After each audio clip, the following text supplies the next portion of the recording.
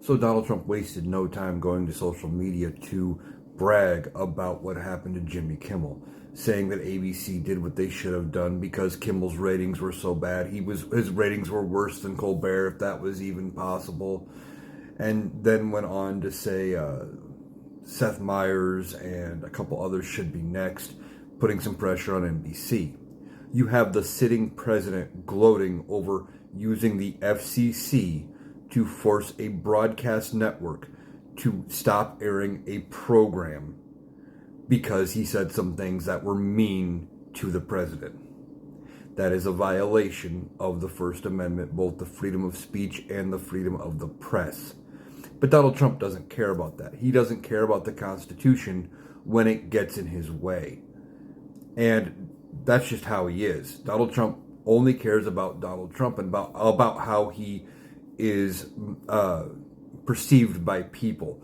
And he thinks somebody making fun of him for the sake of comedy is a personal attack and it's a dig and we need to go after him. You hit me, I'll hit you back 10 times harder. So he's gloating over the fact that Jimmy Kimmel's program was indefinitely suspended. Now we'll see how ABC and Disney ultimately choose to do here. If they end up canceling his program permanently, if it's just temporary and they come up with a plan. Some of the networks that are owned by Sinclair, I have heard, are going to be replacing the Kimmel program with rerun airings of Charlie Kirk appearances. So, what's going on with this?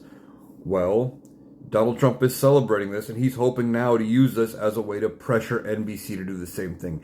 They already were able to pressure CBS into letting Stephen Colbert go.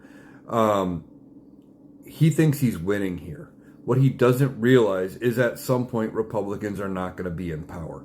Now, I don't think Democrats would ever do this, but if the Democrats chose to, there is now precedent, especially if the courts don't get involved and, say you can't do that anymore type of thing. They could do the same thing to Fox News, OAN, Newsmax, and other commentators and say, well, we don't like the programming you're putting out.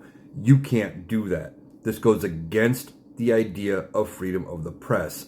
Even though we may not agree with a news outlet, a program, or even what a comedian says, it goes against freedom of the press and freedom of speech, and those are fundamental rights in this country.